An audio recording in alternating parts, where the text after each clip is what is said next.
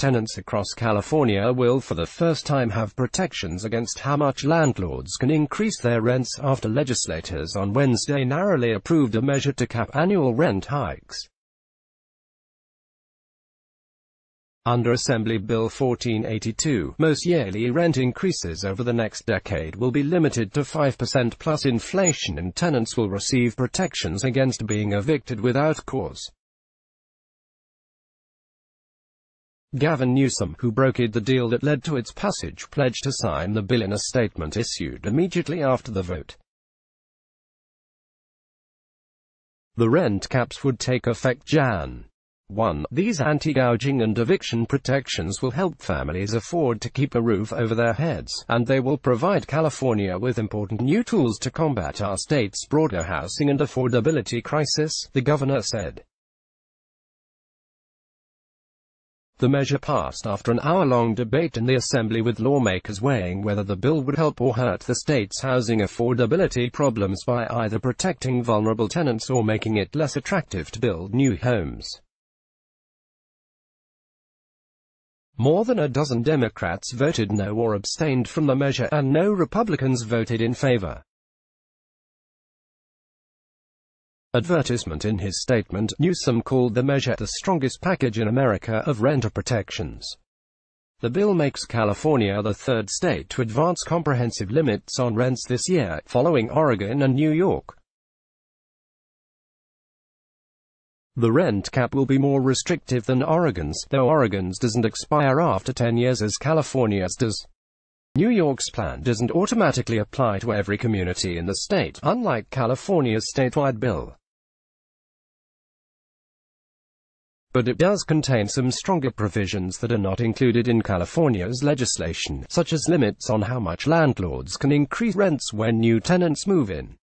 The bill's passage came less than a year after California voters decisively rejected a ballot initiative that would have allowed cities and counties to impose much stricter versions of local rent controls. Opponents of AB 1482 said the bill's primary author, Assemblyman David Hewitt of San Francisco, was going against the will of the voters. This bill is an end run by the author because the proposition for rent control failed. Assemblywoman Melissa Melendez, our Lake Elsinore, said, "That's what this is. The legislation does not change the rules for tenants already under rent control rules in Los Angeles, San Francisco and other cities across the state. But more than 2 million additional apartments in those cities and elsewhere in California will be covered by some limitation on annual rent increases, according to an estimate by UC Berkeley's Tenants Center for Housing Innovation. The cap does not apply to apartments built within the last 15 years or single-family home rentals unless they're owned by corporations or institutional investors."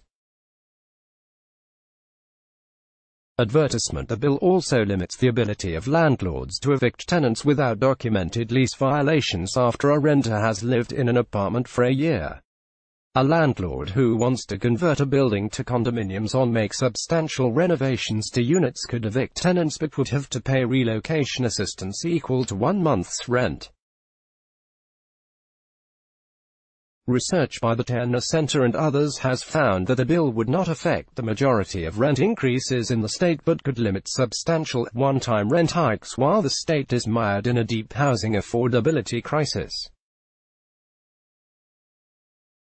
Some 9.5 million renters, more than half of California's tenant population, are burdened by high rents, spending at least 30% of their income on housing costs, according to a recent estimate by UC Berkeley's Haas Institute for a Fair and Inclusive Society. "The people of California need policies that keep them in their homes, and they need them now," said Assemblyman Tim Grayson, D. Concord, a co-author of the bill. "There is a way for landlords to do business and for tenants to have meaningful protections at the same time." Economists have also warned that the bill could lead to more frequent rent increases from landlords worried about the new limitations and increase the number of apartments converted to condominiums, decreasing the number of homes available to rent. Assemblyman Chad Mays, Yucca Valley, said landlords in his district have told him they intended to increase rents to the maximum they're allowed, when they previously might have held off. Landlords are going to raise their rent every year 7.5%, 8%, when in some parts of my district they're not raising their rent, Mays said. The bill's passage followed political jostling that scrambled traditional fault lines between the real estate and development industry and renter groups at the state capitol. In February, Newsom called for lawmakers to pass a package of renter protection bills but did not specify what he wanted. Soon after, Chu introduced his bill with the backing of a coalition of renter groups. But the bill faced significant opposition, including from the California Apartment Association, the state's largest landlord organization, which spent tens of millions of dollars to defeat last year's rent control initiative. It advanced out of the assembly in the spring only after Chu agreed to limit rent increases for the next 3 years to 7% plus inflation annually at the behest of the California Association. Realtors. Advertisement. The issue took a dramatic turn last month when Newsom announced at a news conference that he wanted the rent cap bill to be stronger than it was. The ensuing negotiations led the Apartment Association to drop its opposition after Newsom and bill supporters loosened the anti-eviction rules while the cap itself was tightened. But the decision turned the Realtors group into strong opponents. During floor debate, legislators joked about all the calls they were getting from the real estate industry on the bill. "It seems like all of my constituents have become realtors in the last couple days," said Assemblyman Alma Rasucci, D. Rolling Hills Estates, eliciting chuckles from his colleagues. "But I'm going to support this bill because I feel that it is the right thing to do." Despite the passage of AB 1482, the debate over rent control is unlikely to end in California.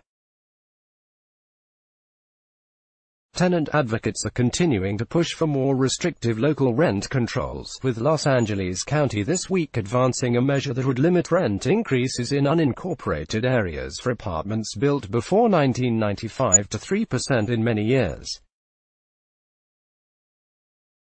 The Los Angeles-based AIDS Health Care Foundation, which funded last year's statewide initiative, is collecting signatures to put another rent control measure on the November 2020 ballot.